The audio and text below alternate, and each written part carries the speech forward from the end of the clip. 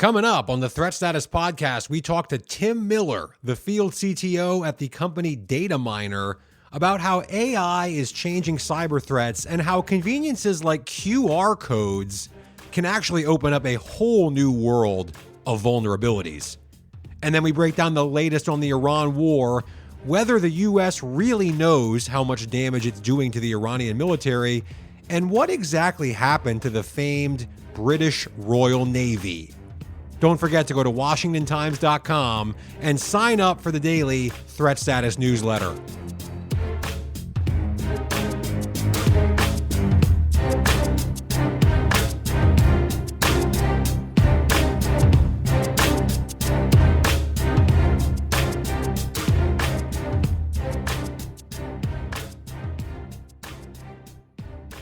Hello and welcome to the Threat Status Podcast. I'm your host, Ben Wolfgang, national security correspondent here at the Washington Times. I'm joined this week by Washington Times correspondent Vaughn Cockayne, who is becoming a common face, or a common voice, I should say, on the show. And we're, of course, lucky to have him here once again this week. And later in the show, we have a great conversation with Tim Miller from the company Dataminr, all about how AI is changing cyber threats and also how things like QR codes and simple things like that at bars, restaurants, and sporting events, concerts actually present a whole new array of cyber vulnerabilities that we often kind of don't even think about. So stay tuned for that coming up in just a couple of minutes. But Vaughn, before we get there, first things first, what's on your radar right now? So the first thing on my radar today is this decapitation strategy, this assassination campaign conducted by Israel in Iran to take out senior leadership over the past 4 weeks. As everybody knows, in the first opening hours of the war in Iran, an Israeli strike took out Ali Khamenei, the supreme leader, along with dozens of other senior intelligence figures. And it seems that the strategy was intended to topple the regime. No protests have sprung up, and key Iranian figures are just kind of getting replaced. So, I mean, recently, 2 weeks ago, Ali Larijani, who was the head of Iran's Supreme National Security Council, was assassinated along with the leader of the Basij, Gholamreza Soleimani, and Ismail Khatib, the leader of Iran's Ministry of Intelligence. They were assassinated within days of each other. But now, 1 week on, Ali Reza, who is a pretty key ally to Khamenei, has been replaced with a far more hardline former Iranian Revolutionary Guard General Mohammad Bagher Zolgadir.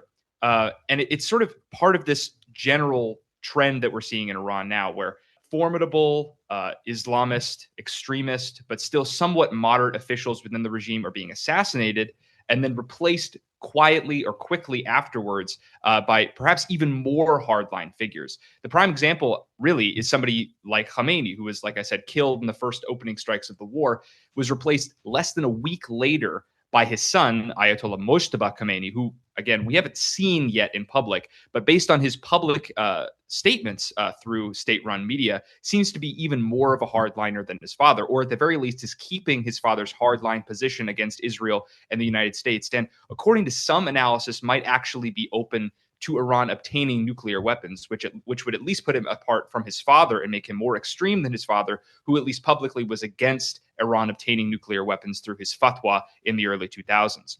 Zolgadir, as I said before, who's replacing Larijani, is also an extreme hardliner who has a lot of ties to Iran's paramilitary organizations and for decades has worked within the paramilitary organizations and the judiciary to crush internal dissent. Larijani, as I sort of mentioned before, was seen by some as a moderate or at least a pragmatic politician who could have led negotiations with the U.S. as the war ground on.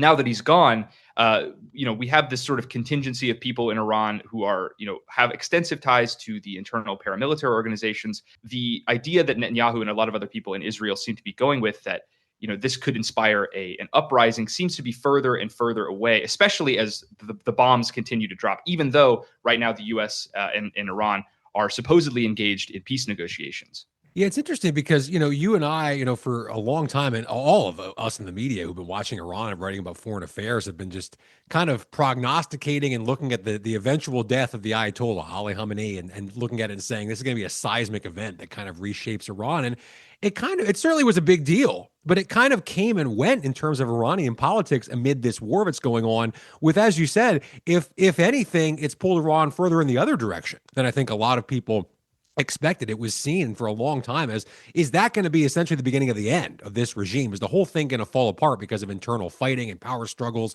And is it stable enough to survive the death of this outsized figure who's been the head of it now for decades, for generations? So it's interesting that really hasn't happened. And if anything, it's kind of solidified the regime in the other direction. From the U.S. perspective, Vaughn, it's interesting to me because we have these negotiations ongoing from the Trump administration side, where President Trump this week is saying that they're in direct talks with Iranian officials trying to get this war to an end. We see new statements coming out of the White House seemingly every few hours, although not a lot of tangible progress that I've seen so far. There's lists of demands going back and forth between the two sides, and it seems to me, at least you look at the pieces of paper here, there's some pretty wide gulfs between them.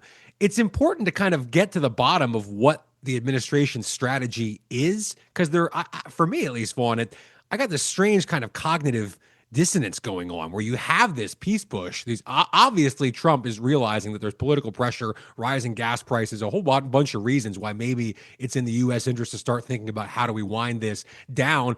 But yet at the same time, we're deploying the 82nd Airborne to the region. We have fresh Marine Corps units on their way there right now as we record this on Thursday. So there's about to be a lot more firepower, a lot more human beings, U.S. personnel in the region. These are the elite forces. These are the folks that, along with special operations personnel, would, for example, seize Iranian energy sites, or maybe would be the ones to go in and occupy a small piece of territory where you needed to go find enriched uranium and get it out in some way, or to inspect sites and see how damaged they are, which I know you're going to talk about more in a second, Vaughn. But it's just interesting that we have these kind of two tracks that are almost in direct conflict, it seems to me, with each other. And by the way, it seems like most people don't exactly want to see ground operations, including a lot of Republicans on Capitol Hill, because members of the House and Senate were briefed this week by intelligence officials about the state of the war, and they came away with kind of that same question. What exactly are we doing here? What's the end game? What's the thinking or the strategy behind a diplomatic track while you're also deploying more troops, which isn't easy to do, logistically speaking? That's, again, we're talking about human beings with families who are getting uprooted and sent halfway around the world. So is there a strategy? Does the administration even know what it wants to do? And then last but not least is this $200 billion funding question, which a lot of lawmakers want to know exactly what the money is for. Is that going to be for more U.S. military operations against Iranian military sites? What exactly would they look like? Do we not know how much damage we've even done? Do we need to bomb the same sites over again to make sure they're destroyed? There's just so many questions around all these different angles right now, Vaughn. That's right. I mean, the lack of a clear, coherent strategy communicated at the very least to lawmakers and certainly to the media has been basically the biggest shadow over the campaign thus far. I mean, even specifically going back to what I was just talking about, having any kind of coherent ideological strain that the Trump administration or Israel would like to take over in the event of a popular revolt in Iran has yet to materialize. Pahlavi is maybe the closest, but he has no real or coherent ideological support within Iran. And so, there's a kind of chaotic atmosphere on the ground. And speaking of on the ground, Ben, the next thing I wanted to talk about was our colleague Mike Glenn's coverage of the issue of damage assessment, coherent damage assessment of what we've done, not only in this war, but also in the June war. It's not really a question that they have been damaged or that they've been severely depleted, but whether the damage is beyond repair is really the central question for proponents of the war and even critics of the war. The Pentagon uses something called battle damage assessment to determine if it's achieving its tactical objectives in a war like this. But analysts told our colleague Mike Glenn in his reporting this week that there's really a limit to what can be done from the air. As you said, we don't have troops on the ground in Iran right now assessing the nuclear sites, the missile and drone facilities. So it's difficult to tell really how badly they are damaged. Point in question, Iran's nuclear infrastructure may be the best example.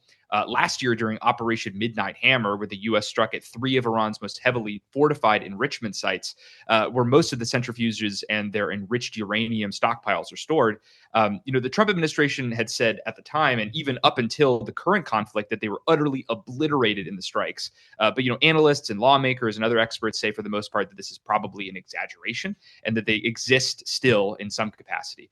It's in the whereabouts of Iran's stockpiles of highly enriched uranium are still sort of unknown. We may know where most of it is, but some of it could be dispersed, and a lot of it is certainly buried very deep under heavy rubble that resulted from the U.S. strikes, which make, as you said, retrieving it incredibly difficult, even with like a surge of U.S. Marines. And even Iran's ballistic missile and drone production facilities, which U.S. and Israeli strikes have targeted during this war, could potentially be rebuilt. And we don't really know the extent of how fast that would, how much that would take, and if they'd be able to do it. Look, it's one of the drawbacks. It's one of the folks who cautioned against this conflict. This is kind of one of the reasons why, because you just inevitably end up in this position if you're not willing to put troops on the ground where you're not sure really if something is totally destroyed. Maybe the job is 80% done, and then what have you really accomplished if you've left Iran in the position where they can potentially rebuild some of these capabilities? So that's sort of where we are. And speaking of rebuilding capabilities, I want to mention quickly before we get to Tim Miller here, one other subplot that's come out really to the forefront over the past week, because on this show, we do like to talk about everything kind of through this prism of 21st century great power competition. How do individual events shape the bigger picture? And, a key U.S. ally, the United Kingdom, has kind of been taking it on the chin here over the past few weeks because of what really looks to be, by all accounts, a stunning collapse of its famed Royal Navy. Asia editor and friend of the show, Andrew Salmon, explained this in detail in a great piece for the Washington Times. So I'd encourage you all to go read that, of course. But in short, after Cyprus, which houses a British military site, came under fire from Iranian drones, the British Navy, which, as any student of history knows, was the global leader for centuries and dominated the seas all the way up through and during World War II and even after, couldn't get warships to Cyprus quickly. Other nations essentially beat them there. A British warship finally arrived recently. And as Andy Salmon explained, all the reasons why and how so much of Britain's naval capabilities are old, being refitted, undergoing maintenance, being in some cases stripped for parts. And that's just kind of a huge problem because, look, for solely political reasons, maybe Britain doesn't really want to help the U.S. break Iran's naval blockade or directly get its forces too involved in the conflict in Iran. We discussed that before. There might be legitimate reasons for that. But setting that aside, even if they did, it's not clear what capabilities they could actually bring to the Strait of Hormuz in terms of their naval capabilities. They just aren't really on. They're certainly nowhere close to the level of the U.S. right now, and even compared to where Britain itself was a couple of decades ago. So it's a fascinating development, and I think it's a good example of kind of how wars, even if a country isn't directly involved, the wars just kind of shine a light on how pieces on this global chessboard in 21st century great power competition get moved around kind of in real time. And one of those pieces getting moved around right now is this idea that Britain's a naval power that could potentially be a real force to be reckoned with in a 21st century, maritime fight, for example. And it just doesn't look like that's really the case, at least right now.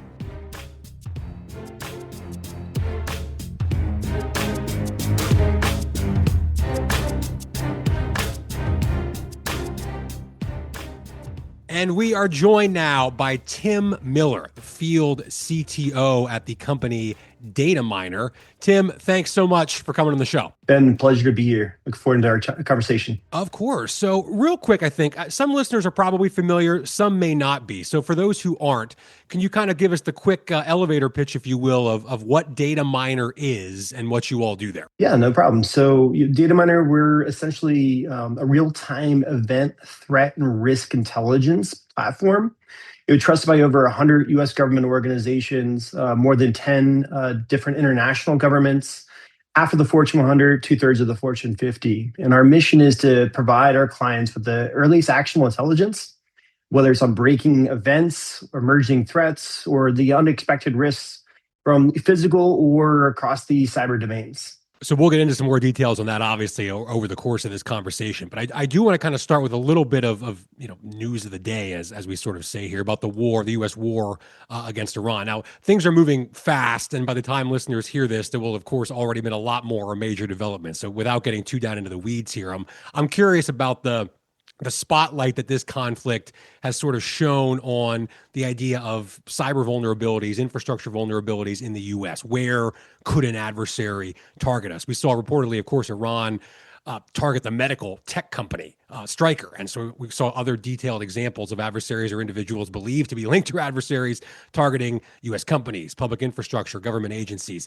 I'm curious how big of a threat you see this from sort of a strategic perspective in a war, Tim. In other words, is our vulnerability in the U.S. at a level right now that a sufficiently capable actor could attack the right combination of assets to maybe actually, have a strategic impact on what the U.S. is going to do from a perspective of intervening in a conflict or whatever steps it takes in a war? Is it at that level, or is that kind of blowing the threat level out of proportion right now? Ben, it's a great question. I think we're all sort of sitting and watching, and I think if we want to sort of zoom out and look at the broader context here, I think part of this is how do we look at what's happening now inside of events, from a cyber threat perspective, as we look at the Middle East and in Europe. Obviously, you mentioned Stryker, and we can talk a bit more about Handala's claims around Stryker.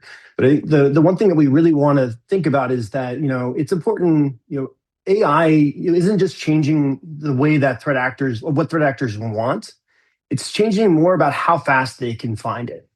And so it's understanding, this is more of a force multiplier of intent. And there's sort of two ways to break this down. You have nation states who are using AI for precision. They're looking more at those bespoke exploits by bypassing specific defenses, where criminal organizations are using it for scale, right? And so you think about the automation and triage of thousands of organizations in the supply chain or a sector, and their ability to scan and find those weakest links within a second. And kind of what we're seeing here coming out of what's happening is really more of that latter where it's the loudest noise of these state-aligned hacktivists.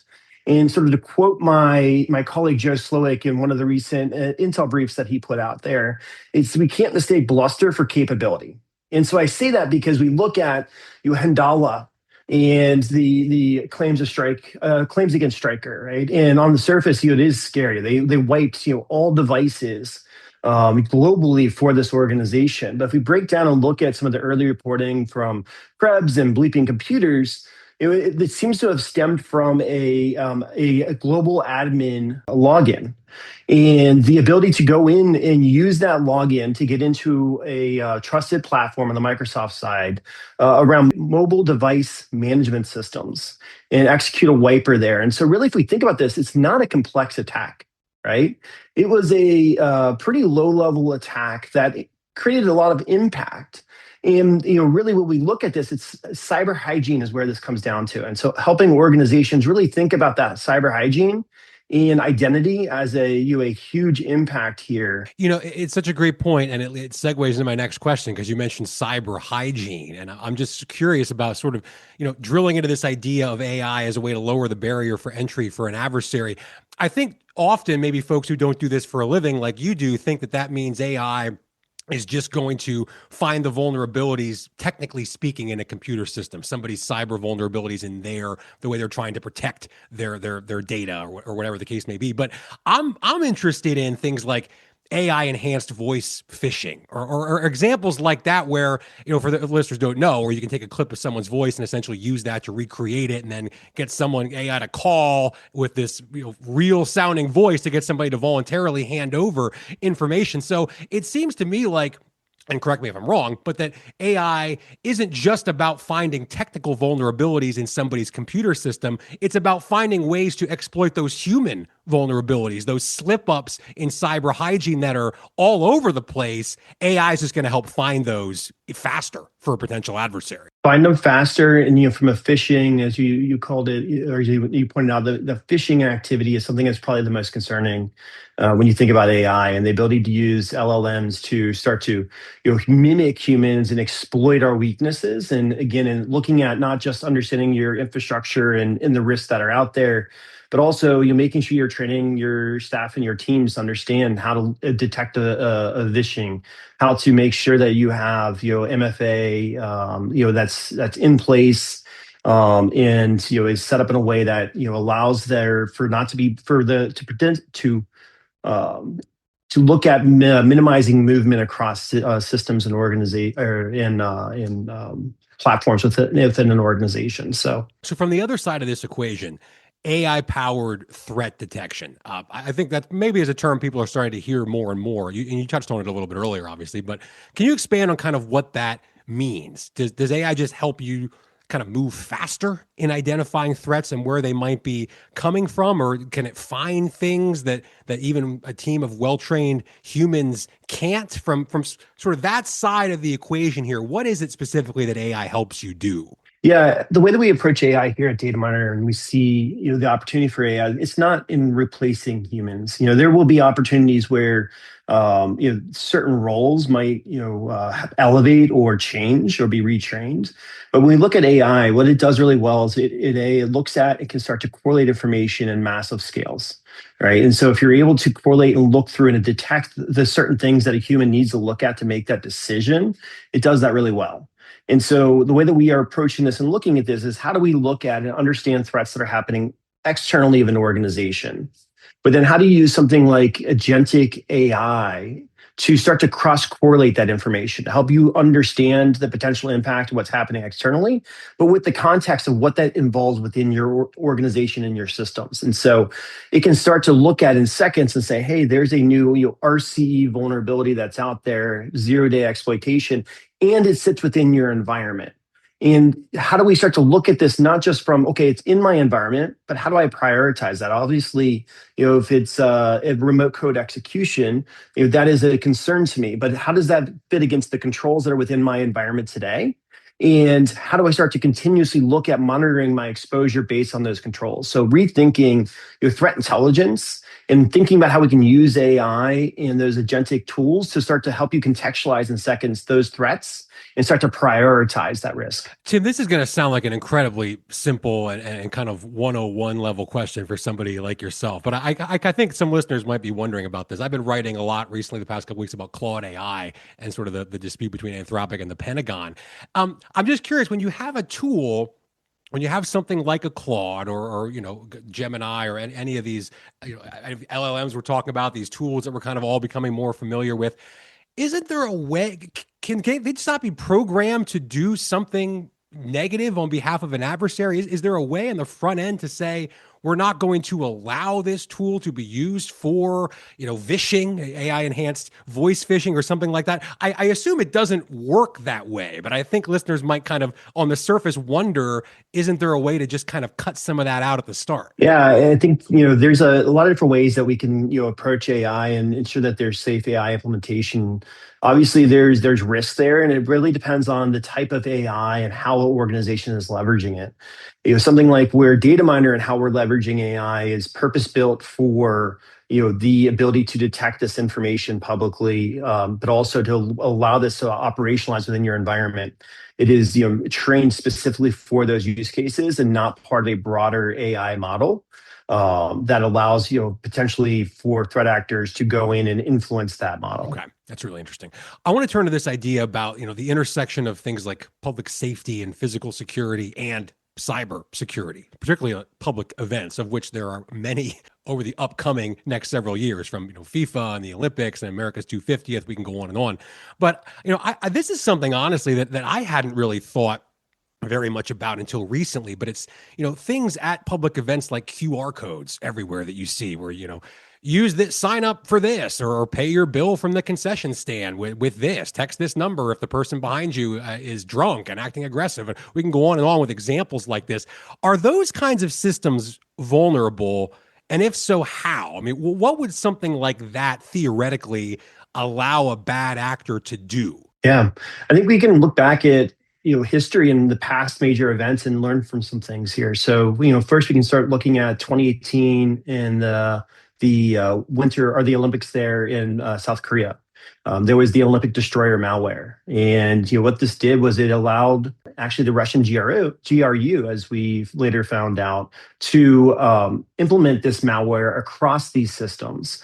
And it was very interesting because this was, again, a nation state attack. This is one of these few examples where a nation state using very sophisticated technology was able not just to take and harvest credentials through a month-long spear phishing and credential harvesting campaign, but also to implement fingerprints per se of other state actors to try to divert the focus on this. And it was all really a response from the Russians being taken out of the Olympics because of the Russian doping schemes.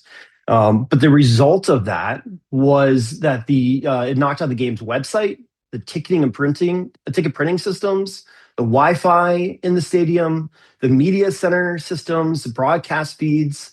And so, there's a lot of potential here. And we have to be very cognizant of both nation state and, criminal threat to this. But the things we've learned here is that, how can we look at, and make sure there's micro-segmentation in place? How do we look at privileged access, endpoint detection and response, and MFA for lateral movement? But the other key thing here, when you talk about that cyber physical convergence, is we have to have plans that can look at and have a failover state from a cyber team to a physical security team. And so for a global event where, for the World Cup coming up and there was a wiper attack, an organization can't just plan for the cyber response, but also for a physical response. And in this case, how do you look at out-of-band recovery plans for these critical infrastructure in these stadiums, whether it's the primary network and being able to shift to a different network, or whether it's being able to put together a physical response where you can have people starting to operate physically checking tickets. And so that understanding of that potential impact, because this could have a huge physical impact, right? Where now all of a sudden you have people lining up and there's crowds and people are pushing and people are wanting to get into the game and they're getting impatient. So having that preparedness between those cyber teams and those physical security teams to have those failover opportunities. That being from a physical or from a nation state standpoint, but if we want to look at more of a criminal standpoint, you can learn from Madison Square Gardens. So they were hit with a ransomware attack by Clop ransomware group. And that attack was taking and leveraging RCE vulnerabilities within a third-party hosted Oracle E-Business Suite environment. And so that was more of a supply chain attack. And if you think about these major events, supply chains are massive, right? You have the cities, you have the power companies, you have the FIFA or whoever's hosting these events, the video broadcasters. All of them have their own technology that's out there. And so how do you start to monitor and look at that risk, not just within an organization, but an organization's third parties? And so having that ability to look at and understand the entire supply chain of an organization, multiple organizations, and the vendors that support them, and be able to monitor for that threat in real time. Tim Miller, the field CTO at Dataminr, thanks so much for coming on the Threat Status Podcast. Thanks, Ben. Appreciate you having me.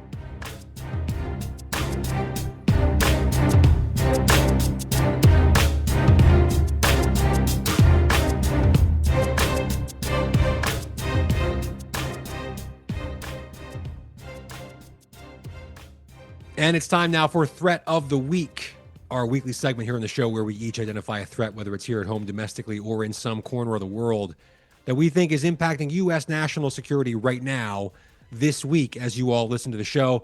Vaughn, my threat of the week is the resumption of underground nuclear testing by the United States, because key administration officials told Congress this week the U.S. is set to resume those tests for the first time since the early 1990s. And we have to do it, the administration says, because Russia and China have been conducting their own covert nuclear tests and as a result have an advantage right now in building nuclear warheads. A quick aside here, because this is becoming a little bit of a pet peeve of mine. Who cares if Russia has more nuclear weapons than we do by the numbers? We have well over 5,000, which is more than enough to destroy the planet many times over. So this obsession with numbers, I think, has always been a little bit ridiculous and kind of beside the point when you talk about what would literally be nuclear Armageddon by all accounts. But that doesn't mean nuclear technology isn't important. If Russia or China really are gaining scientific and technical knowledge from these tests, then maybe there is a rationale for us to do them too. But it's my threat of the week right now because this is a road that the world really hasn't gone down in a long time. Ever since the end of the Cold War, the focus for the most part has been on trying to reduce nuclear stockpiles and more or less ending the era of nuclear tests as we all know them from things like the Oppenheimer movie. But now with the New START treaty expired, other major nuclear pacts going by the wayside, it really looks like nuclear testing is back. And where exactly is that going to lead us? Do tests make anyone more likely to actually use a tactical nuclear weapon? I don't know. I can't see how it would make anybody less likely to use one. We're just kind of entering uncharted territory, I think, here, Vaughn, because especially there's a major third player, China, who's now in the mix, who was not in the mix before when we went through negotiations for nuclear treaties, New START, etc. So this is, I guess, maybe more than a threat of the week because it's something we're probably going to have to watch unfold for months and maybe even years to come. That's true. I mean, the era of the Cold War with nuclear weapons saw really two major powers with nuclear weapons, and now we have many more. And so the expiration of treaties like that really put us in, like you said, uncharted waters. My threat of the week this week, Ben, is this new report of Russia shipping drones and other essential equipment to Iran to help them stabilize their war effort as the war is entering nearly its fifth week.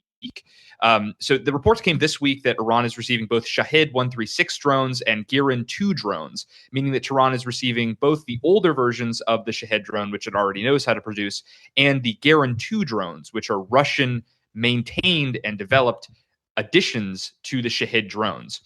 These are extremely cheap kamikaze or suicide drones that have been used not only by Russia and Ukraine, but extensively by Iran in this conflict to strike at Israel, along with other Gulf states in the region. And it's the latest sign, really, that Iran's partnership with Russia, which has been developed over the past decade, is really giving mutual benefits. In 2023, Russia established a drone production facility using Iranian technology, and Tehran shared technical expertise with Moscow on how to produce its own versions of the Shahed drone. And Russia spent the last 2 or 3 years developing their own version, the Giran 2, which, as I said, has been used pretty extensively in Ukraine. And now as much as 90% of Shahed-style drones are made in Russia. Now, that partnership, which I said began sort of as a way for Iran and Russia both to get around to circumvent sanctions and still develop advanced weaponry, is finally paying real dividends as Iran is maintaining its control over its own territory and trying to hold its own against Israeli and American strikes, which are targeting Iran's drone and missile production facilities. So Iran, even if they aren't getting that many drones from Russia, they're still getting enough to continue their strikes on, like I said, Gulf oil regions, desalination plants, and other critical infrastructure across the region. Russia obviously has denied supplying Iran drones. But really, the reason this is my threat of the week, Ben, is because it could be an important bargaining chip for Russia during its Ukraine negotiations. And this is a point that Ukrainian President Volodymyr Zelensky brought up earlier this week in saying that Russia could use the fact that it's supplying drones and equipment and intelligence to Iran as a way of saying, if we gave it up, you would have to give, the United States would have to give up its intelligence sharing with Ukraine. Ukraine negotiations are on pause, but this could come back to bite us and Ukraine in the next couple of weeks if negotiations with Witkoff and Kiev do resume.